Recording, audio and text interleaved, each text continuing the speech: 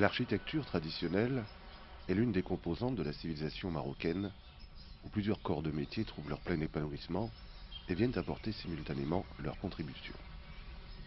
Les villes anciennes, comme Fès, Rabat, Meknès, Marrakech, Tétouan, Tanger, Azmour et autres, regorgent d'édifices publics, privés et militaires, tels que les mosquées, les palais, les grandes demeures, les zaouïas, les synagogues, les foundouks, les borges, les kasbahs, les enceintes et les ports.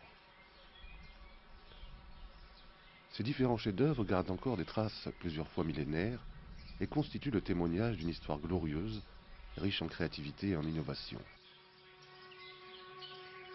Grâce à d'ingénieux hommes et femmes, fortement attachés à leur identité et au patrimoine de leurs aïeux, ce savoir-faire a été transmis de génération en génération.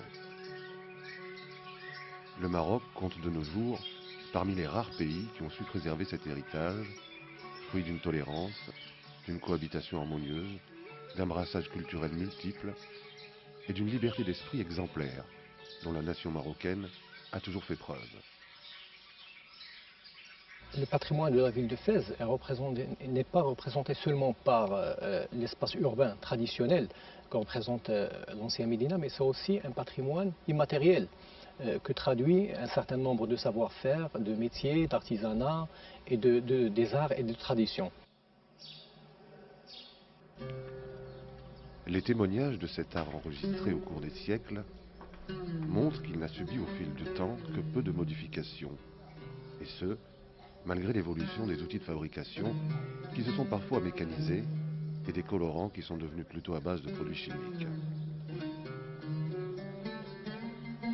L'agencement du bois, du zelige, du plâtre, du marbre et de la pierre se fait selon des règles strictes, obéissant à des schémas, figures et représentations conçus préalablement. En effet, de la lecture d'une façade ressort une intersection régulière, harmonieuse, inscrite dans un équilibre admirablement conçu. L'ensemble est composé de différents motifs et formes, calligraphiques, géométriques, florales, qui s'entrelacent, se superposent, se chevauchent et se développent dans tous les sens, dans un espace sans limite. Certainement, l'un des premiers matériaux utilisés dans l'architecture en tant que support ou élément de décoration est le bois. Cependant, sa conservation demande des conditions très spécifiques. Aucun élément remontant la préhistoire ou la période antique ne nous est parvenu. De la mosquée Qarawiyyin à la mosquée Hassan II, 12 siècles de créativité et d'ingéniosité architecturale se sont cumulés. À tout moment, chaque monument nous évoque les valeurs inestimables où la particularité s'inscrit dans la diversité et l'homogénéité dans la richesse. L'inscription koufique enregistrée est à caractère anguleux et raide. La forme des lettres nous renvoie à l'alphabet karouanais du IXe siècle et dénote une influence précoce du style oriental.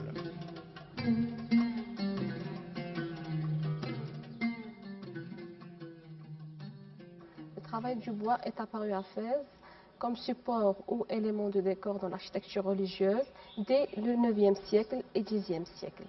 Le plus ancien et l'unique témoin au Maroc est la poutre idrisside retrouvée à la mosquée Qarawiyyin qui porte une inscription koufique datant de 877 Jésus-Christ, où l'on assiste à des inspirations orientales.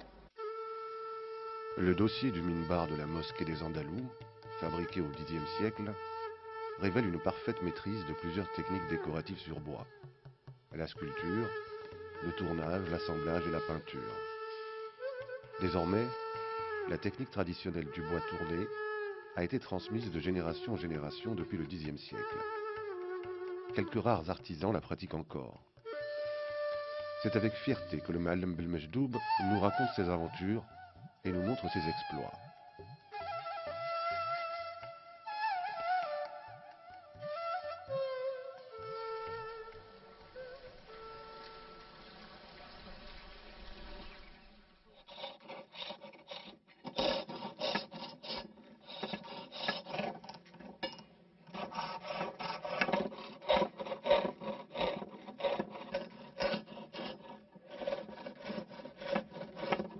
الوليد ديالي هو اللي علمني هاد الصنعة. هادي عندي 55 عام في هاد الحانوت. الوليد ديالي هو عندنا هاد الصنعة موروثة. الوليد تيعلمها للأبناء ديالو. هادي صنعة تقليدية من قديم الزمن. هادي النعرة باش تيغزلو الصوف العيالات. الصوف والحرير وتنصوبوا منشربي وجلين طبالي عيني ما وداك المسائل الخريط كلها كنصوبوها. كانوا هنا دار العشرة ديال المعلمين ديال الثروة، ولكن الآن كلهم مشاو عند الله، بقاو يلاه جوج الناس، أنا واحد السيد آخر. كنا مسائل الخريط كنا حنا اللي كنصوبوا كل شيء للنجار.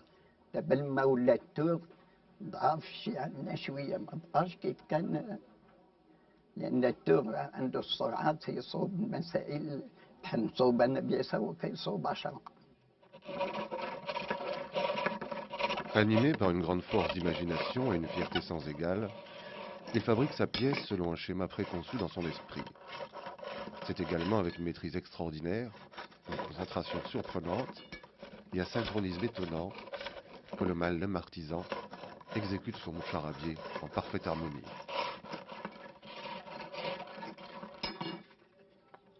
بحال دابا هذه البعنانية، كاين المدرسة ديال النجارين، كاين المحل القطر كلهم والديور الخدام كان تيصوبوا الشباك ديال المنشربي ديال العينيمان.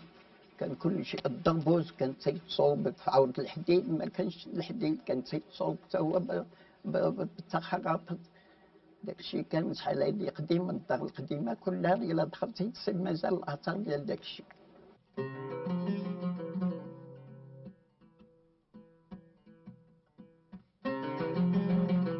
La lecture de l'ornementation du dossier du minbar montre que cette pièce présente des techniques à influences diverses. Le dossier est d'inspiration omeyyade, Andalousie, alors que les jougs évoquent plutôt des caractéristiques zélides, kérouanais.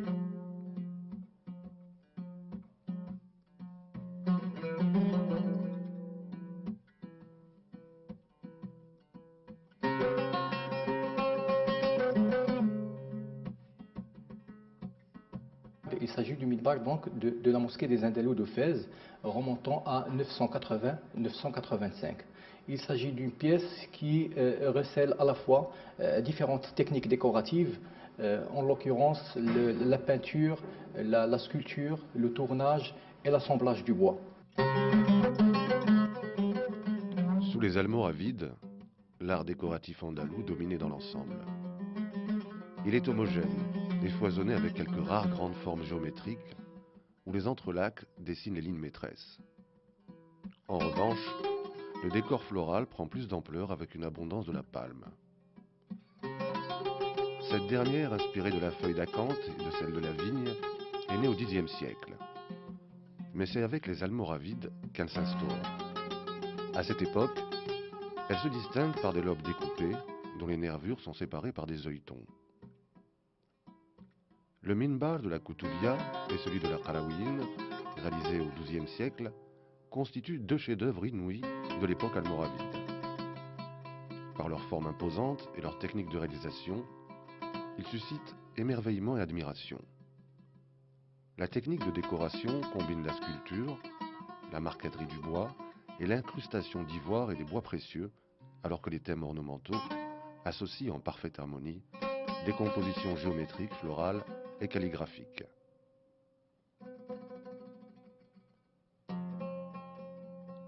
Ces minbars sont des preuves tangibles et concrètes d'une création artistique porté à son plus haut degré de perfection.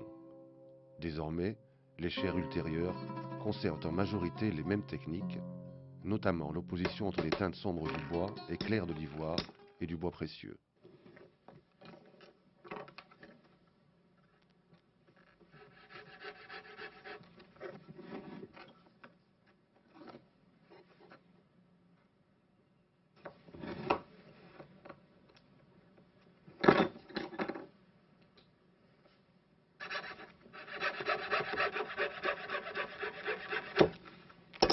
هذا نوع منقول على الأندلس، وهو اللي مصوب مثلا في المنبر البوعنانية أو المنبر القرويين أو المنبر الكتبية أو المدرسة البوعنانية. هذاك النوع ديال النقش العود اللي هو رقيق بزاف دقيق منقول على الأندلس. فالأهل اللي خداو هذه الفكرة هذه بقاو محتفظين بها حتى عندهم هذه راه 52 عام باش خديتها عليهم، وهو سيدي محمد القادري وسيدي الطيب الله يولي برحمة الله. Ce style ornemental que nous avons hérité de l'Andalousie, on le retrouve au niveau des minbars de la Madrasa Bouananiya, de la mosquée Koutoubia et de la mosquée Qarawin, et dans l'ensemble des éléments en bois de la Madrasa Bouananiya de Fès. Ce travail de bois fin et précis nous parvient de l'Espagne andalouse. La précision et la finesse dans l'exécution du détail observés dans ces temps lointains restent sans précédent. هذا نمط فني أندلسي منقول من الأندلس، وهذه الورشة متخصصة في الترصيع الدقيق والنقش على العود. الترصيع الدقيق كما شفتي هو يعني ترصيع بأنواع مختلفة ديال العود كي تشوفوا، ما بينها الرز، المشماش، الهاتر، لاكاجو، لامازاكوي، الكوز، الليمون، الزبزوف، النقاص، هادو كل انواع ديال العود مختلفه الالوان. Une fois la porte de Sidi El Aoued franchie, 3 directions s'offrent aux promeneurs. À droite, Nkhalin. À gauche, Qantrat Tarrafin. En face, Kharachfin.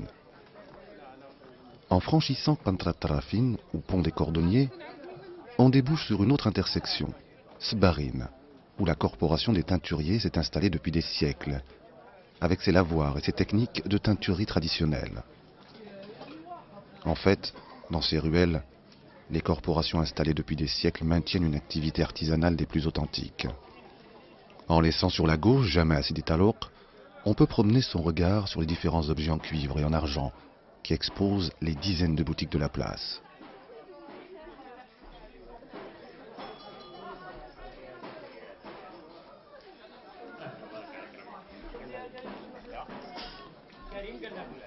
Quelques dizaines de mètres plus haut, en suivant toujours le même itinéraire, on débouche tout naturellement sur la place de Sfarin. La place est réputée à plus d'un titre.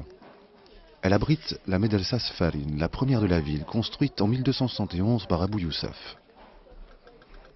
Avec son petit minaret, la Médelsa, restaurée par Moulay Slimane, accueille au jour d'aujourd'hui encore les étudiants. L'espace qu'occupent les dinandiers est le second élément qui caractérise la place Farine. Installés dans ces lieux depuis des siècles, les dinandiers continuent vaillamment à perfectionner un savoir-faire des plus authentiques, maintenant en survie des pratiques et un usage traditionnel. Mais la place Farine retient l'attention par le voisinage d'une des institutions les plus prestigieuses de Fès, la mosquée université d'Al-Qarawin. Pour accéder à la Qarawin, il faut emprunter le Drb Boutouil, qui contourne l'université, jusqu'à l'angle de la Médelsa de l'Attarin. Évoquant la mosquée université dans ce Fès médiéval, Abdelghani Marnia écrit dans son article « La Qarawin, carrefour du savoir » On vient souvent de loin à Fès, dans la mêlée du grand siècle, à la recherche d'aventure, de fortune ou de gloire. On y vient également dans le but de se parfaire, en quête de science, de sagesse, de piété, jouir de la rencontre d'un savant ou d'un maître spirituel. Assistant au cercle d'études universitaires, on espère obtenir quelques licences d'enseignement auprès des maîtres titulaires de chaire dans l'une ou l'autre Médelsa, sinon la grande mosquée université, Jama al-Qarawin. Y accéder alors, on peut facilement l'imaginer, est déjà un signe d'élection, une grâce divine, un don du ciel. Au XVe siècle, précise l'auteur, se trouve régulièrement dispensée la jurisprudence, l'exégèse coranique, la tradition prophétique, la langue et la grammaire, mais aussi d'autres disciplines, parmi lesquelles les sciences rationnelles comme la logique, les mathématiques, la philosophie, la médecine ou l'astronomie.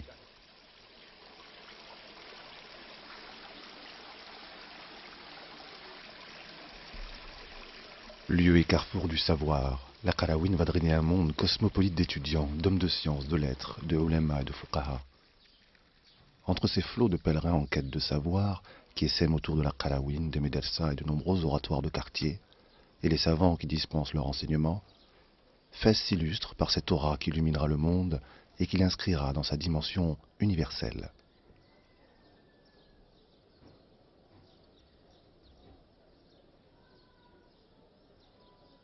Du haut de son minaret, la Qarawin veille sur Fès, répondant en écho à un autre lieu symbole de la ville, le mausolée de Moulay Idriss.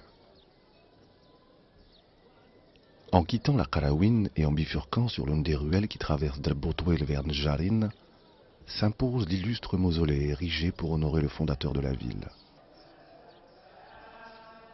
Moulay Idriss Azhar est sultan du Maroc en 804. En 812, il s'installe à Fès, quittant la cité antique de Volubilis. Les Mérinides restaurent et agrandissent son mausolée, comme le feront bien plus tard les Saadiens. Mais les travaux les plus importants datent de l'avènement des Alaouites, d'abord par Moulay Ismaïn qui édifie la Qobba, et ensuite par Moulay Abdelrahman qui agrandit et restaure la mosquée. Le mausolée et la mosquée de Moulay Idriss sont aujourd'hui encore ce lieu vers lequel convergent les visiteurs de la ville. Toute une tradition soufie et spirituelle traverse ce lieu sacré que chérissent les Marocains.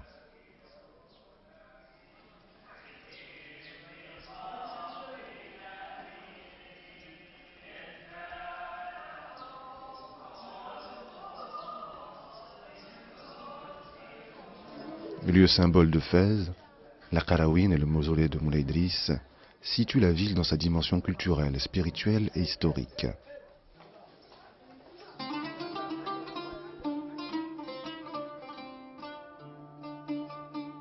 Fondée dans sa version initiale par le sultan marinide Abou Aynan, la bibliothèque d'Al-Qarawin est réaménagée et modernisée par feu Sa Majesté Mohammed V. Quant au fonds documentaire, qui constitue une richesse unique en manuscrits, il renvoie à toute une histoire dont Mohamed Mezzine relate les faits. Des ouvrages provenés du Maghreb, du Masharaq, d'Al-Andalus. Le sultan marinide Abou Youssef Yacoub récupéra de son ennemi, le roi Don Sancho d'Espagne, 13 charges de manuscrits arabes, des bibliothèques de Séville, Grenade, Cordoue, Malaga, Almeria, qu'il réunit dans un premier temps à la bibliothèque de la Médersa Sfarin, construite en 1270, et les déplaça par la suite à la bibliothèque de la mosquée Al-Qarawin.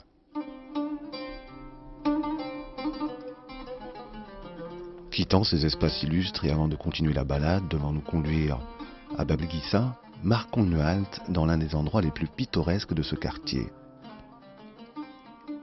Ici, nous sommes dans Sba al-Awiyat, un dédale de rues aussi vieille que les Médina de Fès. Une impasse de 7 détours qui abrite sans aucun doute les demeures les plus anciennes de la ville. On imagine aisément l'aura et le prestige qu'a connu cette partie de la Médina de Fès. À proximité de la Qarawin, de la Médersa Sfarin, de celle de Njarin, de Moulay Idriss, ces lieux devaient être fréquentés par ces flots de ulama et d'étudiants. Ces derniers devaient emprunter ces détours, ces dédales pour vivre et étudier. La proximité des corporations, des dinandis, des teinturiers et de toutes sortes de négoces avait sans nul doute agi aussi sur l'organisation urbaine de cette partie de la ville. Comme dans toutes les vieilles villes, la ville s'est toujours organisée autour de la mosquée. Bains publics, fontaines, fours et commerces autour desquels vont se structurer rues, ruelles et impasses. Les grandes demeures seigneuriales seront élevées au gré des fortunes, des fonctions, comme celles de Qadi, Alm, Muhassib, Vizir et autres. La vie s'est écoulée dans ces ruelles qui gardent encore le souvenir de leurs habitants. Les héritiers de ces familles ont déserté depuis longtemps ce monde, sauf de rares exceptions. L'exode rural a transformé le profil de ces espaces. Les demeures ont vieilli. Elles survivent encore parce qu'elles sont vaillantes, parce qu'elles sont ce rempart qui empêche encore notre mémoire de s'assoupir.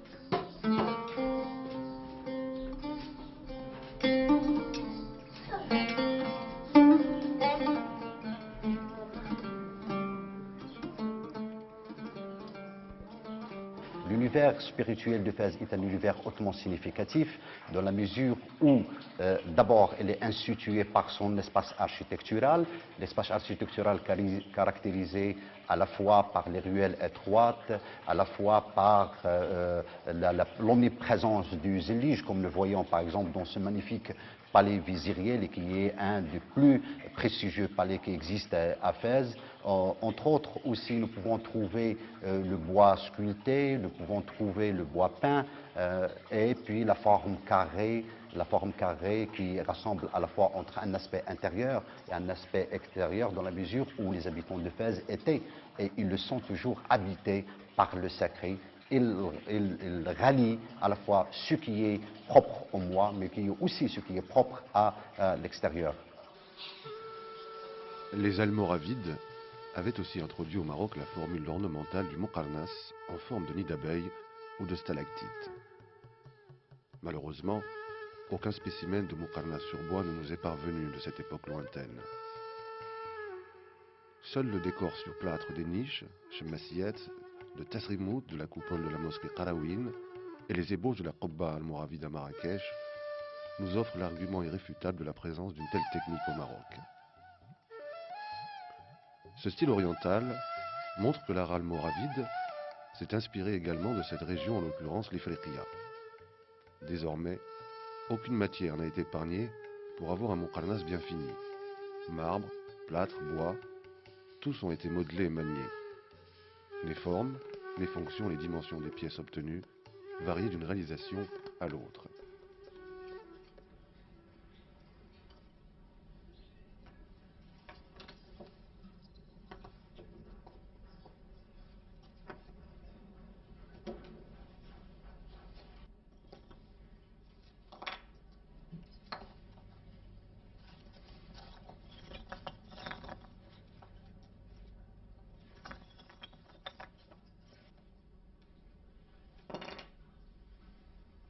L'artisan, c'est quelqu'un qui a hérité d'une tradition.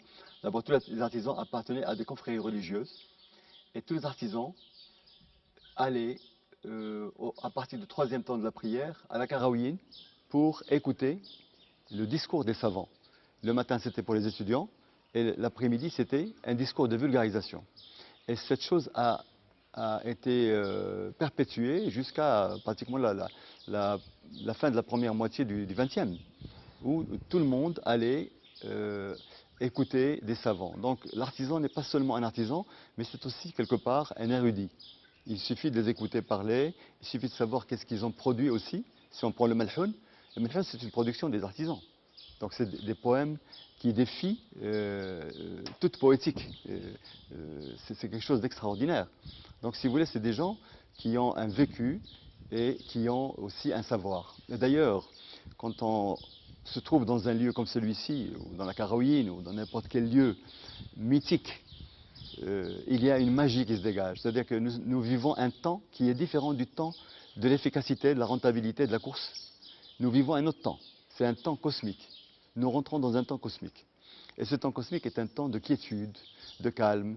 Il est très paisible.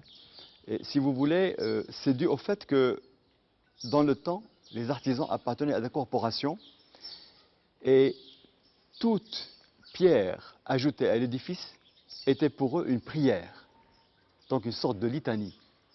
Comment voulez-vous qu'une bâtisse qui a été édifiée avec des prières puisse être autrement que dans un temps sacral, dans un temps cosmique? Et jusqu'à preuve du contraire, les plus anciens éléments en bois réalisés selon cette technique du Moqarnas au Maroc remontent au XIVe siècle. Des pièces datant de cette époque montrent un degré de perfectionnement très avancé.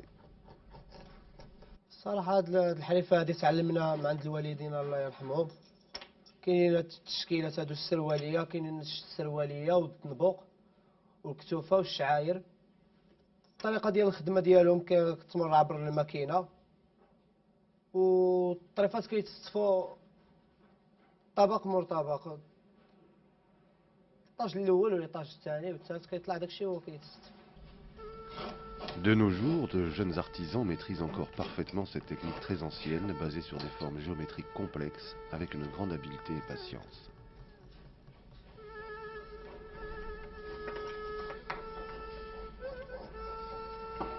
je n'aime pas le terme artisanat quand on parle des savoir-faire de notre pays. C'est un véritable art, pour ne pas dire, ce sont de véritables arts. Bien sûr, la transmission de cet art est tellement importante parce que cette transmission n'est pas seulement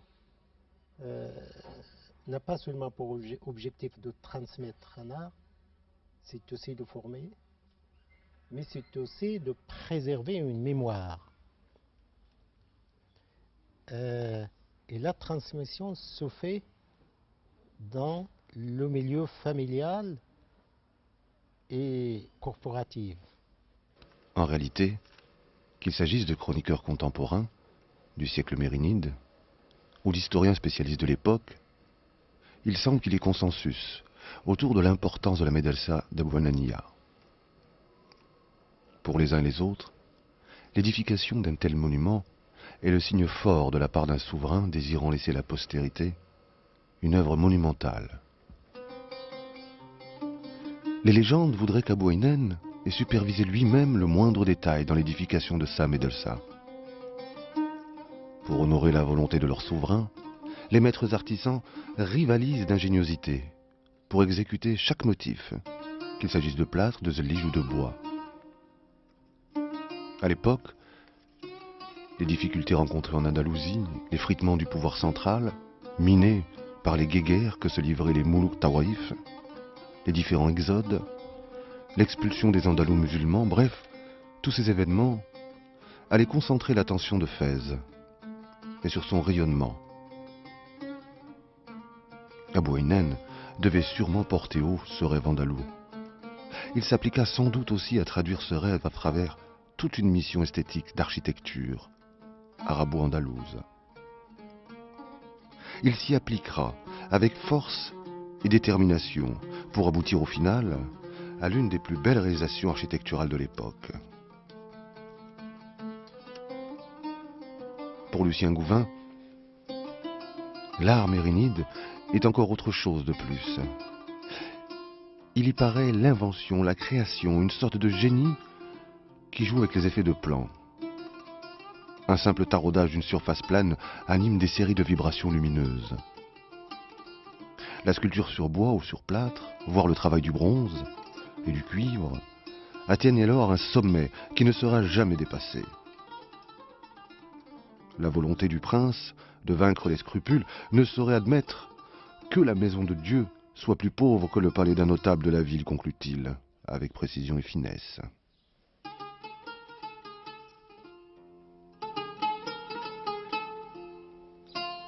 C'est porteur de toute cette charge qui habite l'inconscient et l'imaginaire que des siècles après l'œuvre fondatrice d'Abou Haynen, des dizaines de maîtres artisans allaient lui rendre hommage. En s'appliquant à redonner à l'Abou Hanania tous les aspects de son faste, c'est vers son bâtisseur que l'attention se reporte. Et à rebours du temps, toute l'importance de ce patrimoine s'inscrit. Elle est empreinte et marque sur la pierre. Elle est la mémoire retrouvée, réhabilitée. Elle est fantasme et rêve. La ville de Fès a eu cette chance, de par sa population, de par les décideurs, de par la conscience des gens qui l'ont géré, surtout pendant le XXe et le début du XXIe siècle, que c'est resté une ville intacte. C'est vrai qu'il y a eu pas mal d'aspects de dégradation qui ont touché cette ville, comme tout ici historique ancien. Mais grosso modo, elle est restée une ville intacte qui a gardé la quasi-totalité de son patrimoine, qu'on peut résumer grosso modo dans les chiffres suivants, c'est-à-dire nous avons 13 924 bâtiments intramuros à l'intérieur de la Médina. Parmi ces bâtiments, il y en a 11 000 qui sont historiques, 9 000 maisons traditionnelles et historiques. Il y a à peu près 700 bâtiments de valeur exceptionnelle, de grande valeur. Il y a à peu près 170 mosquées, 130 foundouks, etc., etc. Ceci dit, tout ce patrimoine-là est toujours un patrimoine vivant. Pourquoi? Parce qu'il est toujours utilisé par la population de la Médina de Fès, qui en même temps, elle vit son ère contemporaine, mais en même temps, elle est le garant de cet usage, de ce patrimoine qui est la Médina de Fès. En plus du bois sculpté, ciselé, marqueté et incrusté, un nouveau style de décor sur bois apparaît. Il s'agit de la peinture faisant appel à des ornementations végétales qui a vu le jour au XVIIIe siècle et continue à être utilisée jusqu'à nos jours. On retrouve cette technique de décoration dans plusieurs monuments de l'époque alaouite, en particulier dans les grands palais tels que le palais Bahia et le palais Batha. La peinture sur bois est largement pratiquée actuellement par de nombreux jeunes artisans qui assurent sa continuité et son évolution.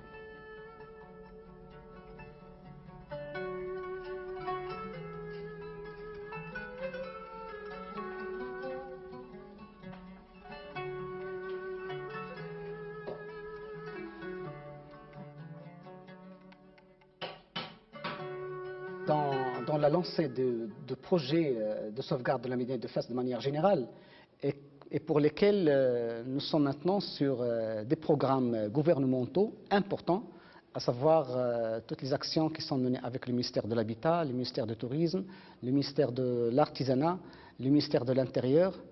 Et nous vivons une période assez particulière par rapport à ce projet parce que le gouvernement, par ces départements qui sont concernés par la Médina, commence maintenant à être vraiment non seulement intéressé, mais très impliqué dans le processus de sauvegarde de la ville de Fès. Et on peut dire que nous sommes en train de réaliser actuellement un programme très ambitieux qui est coordonné par la préfecture de Fès, le Wali de Fès, le maire de la ville et toutes les composantes qui sont partenaires de ce projet-là. Nous sommes sur un programme d'à peu près 2000 millions de dirhams à peu près, et qui est un programme ambitieux, mais qui est un programme qui est faisable. Il concerne l'habitat, il concerne l'infrastructure, l'aménagement de paysages urbains, tous les flux, enfin les circuits touristiques de la Médina, etc. En plus de cela, nous sommes en train de monter des projets dont certains commencent à être réalisés, ou bien les prémices de leur réalisation. Je fais allusion notamment à Oued el-Jawahir, qui a une symbolique importante par rapport à ce projet-là. Oued el-Jawahir, qui s'appelait il y a jusqu'à aujourd'hui, on l'appelle encore Oued Boukharaab, mais son nom ancien c'était Oued el-Jawahir, parce que c'était de l'eau claire. Maintenant, en commémorant cet événement de 1200 ans de la fondation de la ville de Fès, on voudrait saisir cette occasion pour redonner à la ville de Fès cet aspect de l'eau qui est très important, qui était parmi les éléments qui ont été à la base de la fondation de cette ville, la question de l'eau. Avec les Mérinides, on assiste à un développement important du travail du Zellige. De nombreux chefs-d'œuvre d'une richesse extraordinaire et d'une beauté bouleversante ont vu le jour. En plus des Madrasa Attarin et Bonania de Fès, retenons également celles de Meknès et Salé, ainsi que plusieurs demeures de Fès. L'ensemble constitue de véritables joyaux architecturaux et décoratifs. Les panneaux prennent des dimensions plus larges, plus importantes. Ils tapissent l'ensemble des façades. Parois de murs, façades, parterres, aucun élément d'architecture n'a été épargné. Le chroniqueur et voyageur égyptien Al-Omari du XIVe siècle écrit « Les maisons sont pavées de zellige. C'est une espèce de brique qui prend toutes les couleurs, blanc, noir, bleu, jaune, vert, et les couleurs intermédiaires de celles-ci.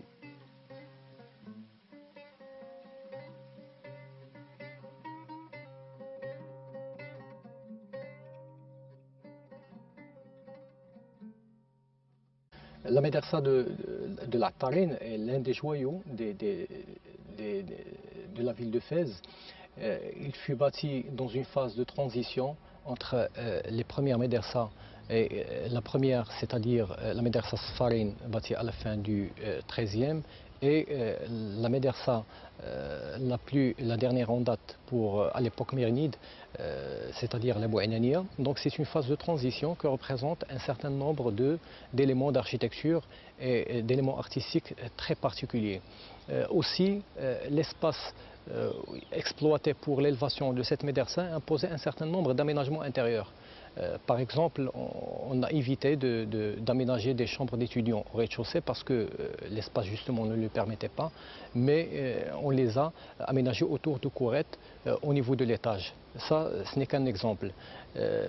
pour les travaux de restauration menés au sein de cette médersa, on a essayé de faire une restauration à l'identique, c'est-à-dire préserver tous les éléments qui caractérisent, tous les éléments originaux qui caractérisent l'architecture, mais aussi le plan de la bâtisse, de manière à respecter leur configuration et les éléments mis en profit pour leur fabrication depuis la fondation de la médersa.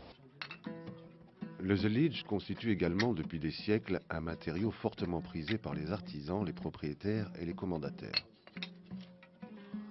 Outre la décoration par le zellige, les carreaux de la céramique sont également utilisés dans le cas du revêtement du sol en raison de sa résistibilité, sa parfaite étanchéité et son attrait décoratif.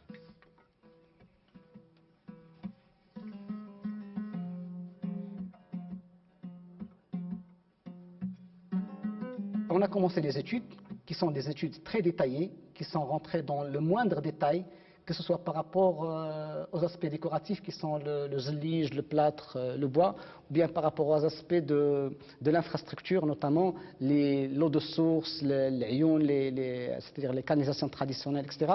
Mais notamment, nous avions un grand défi à relever, c'est celui de démonter tous les bétons qui a été fait dans la médersa dans les années 60. On l'a bien sûr remplacé par des structures traditionnelles, comme si on a la médersa à la fin du 19e siècle. Donc ça a été un travail très laborieux, dans lequel il y avait la synergie de la DERFES, du ministère de la Culture, qui était représenté par l'inspection des monuments historiques, nos collaborateurs au niveau de la préfecture de Fès et de la commune de Fès, mais aussi sur le plan technique. On n'a pas lésiné sur les moyens, on a eu de bons bureaux d'études qui étaient regroupés, plusieurs bureaux d'études regroupés, un bureau d'architectes, des laboratoires concernant les peintures anciennes, des laboratoires concernant les vitraux traditionnels pour lesquels les expertises avaient pratiquement disparu. Donc on a dû restituer les techniques de restauration des vitraux pour pouvoir les restaurer.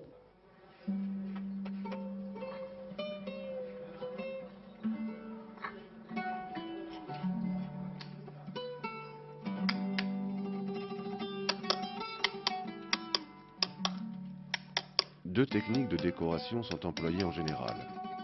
Une dite d'assemblage, l'autre dite excisée. La première consiste en un assemblage de tessons de petites dimensions, découpés et ajustés à partir de motifs tracés sur des carreaux émaillés de base. Ces tessons de couleurs et de formes variées sont reliés entre eux par un mortier de chaux et de sable. Leur agencement détermine le motif, qu'il soit géométrique ou floral. Le même principe est utilisé actuellement, mais la procédure a changé. Avec l'apparition du ciment, le mode de pose devient plus simple et l'épaisseur des tessons plus réduite.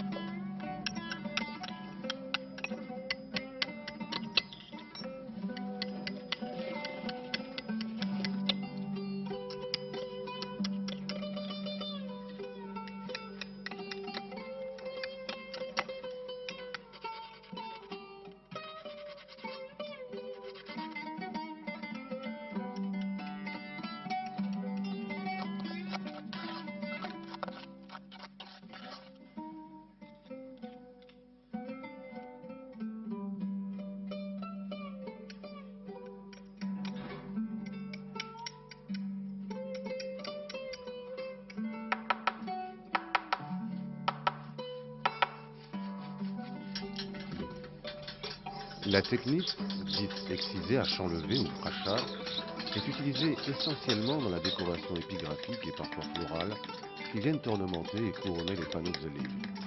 Très simple, elle consiste d'abord par tracer le contour des lettres dans un carreau de zellige émaillé, et on procède au décapage de l'émail au-delà de ces contours.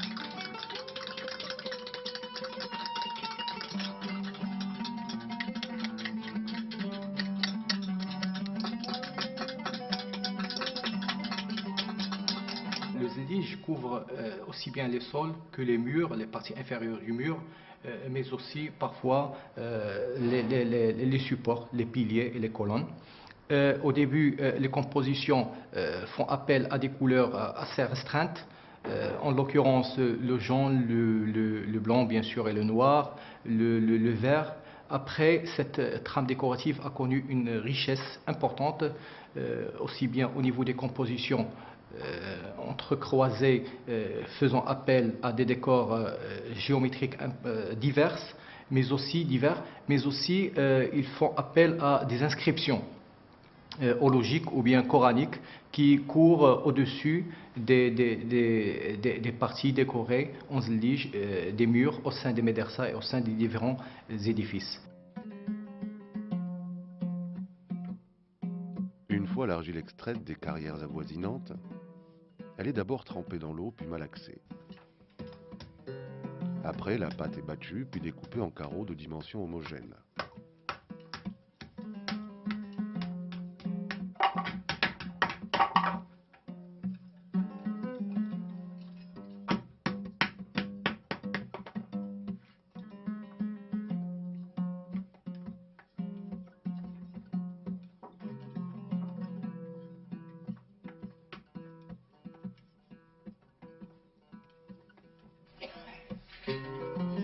Une première phase de cuisson est alors nécessaire pour donner plus de cohésion à la matière. La disposition des carreaux dans le four est bien étudiée.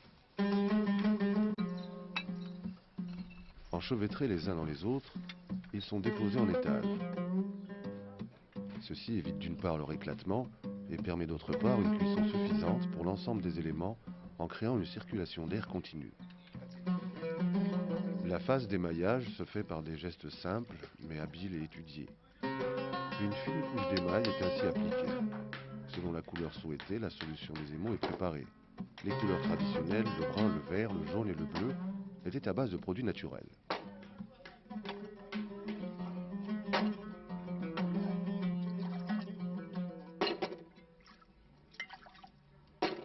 La restauration d'un bâtiment nécessite nécessairement sa réhabilitation, un projet de sa réhabilitation. Il ne suffit pas seulement d'intervenir pour restaurer les dégradations du bâti, mais aussi penser à sa réhabilitation, à une fonction adéquate à son espace après l'achèvement de ses travaux. En guise de synthèse générale, nous retenons qu'au terme du XXe siècle, on assiste à un renouveau sans antécédent des arts traditionnels marocains. Ingéniosité, audace, habileté, créativité ont atteint leur plus haut niveau et leur pleine mesure. Sculpture, marqueterie, incrustation, peinture du bois, assemblage du zlige, tous ces savoir-faire sont inscrits dans une relance de créativité continue, à l'image du Maroc moderne, qui associe en parfaite symbiose modernité et tradition. Le mariage des différents supports et matériaux de décoration, le bois, le zlige, le plâtre, la pierre, le marbre, le cuivre, le laiton, est le fruit d'une création fascinante, conjuguée avec une extrême adresse et habileté.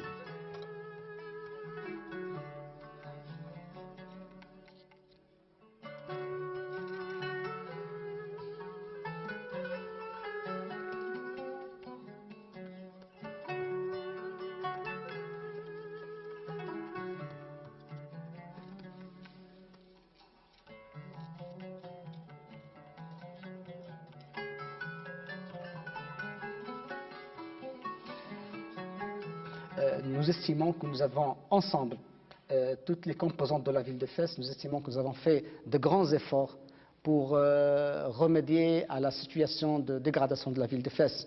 Il y a quelque chose sur laquelle on n'a pas beaucoup parlé, c'est les bâtiments qui sont en état de dégradation très avancée. Je peux vous dire que maintenant, après l'opération de taillage qui a été aussi critiquée pour la Médina de Fès, nous sommes passés à une autre phase, sachant bien que depuis que nous avons réalisé cet étalement de 1200 bâtiments, on n'a pas eu une seule victime depuis 2004.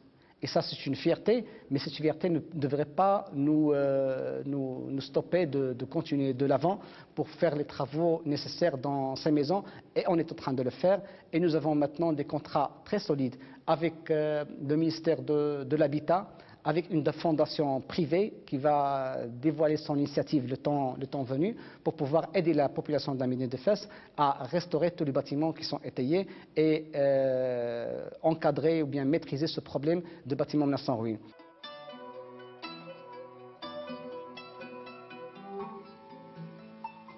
Grâce aux nombreuses et fascinantes réalisations, les différents corps de métier traditionnels marocains ont toujours suscité étonnement et admiration. Ainsi, reconnaissance et respect leur ont été réservés même au-delà des frontières. D'ailleurs, les artisans marocains ont été plusieurs fois sollicités. De nombreux chefs-d'œuvre ont été érigés, que ce soit en Afrique, en Europe, en Amérique ou en Asie. Mosquées, grandes demeures, pavillons sont là pour faire connaître ce savoir-faire et demeurer comme témoins pour les générations futures.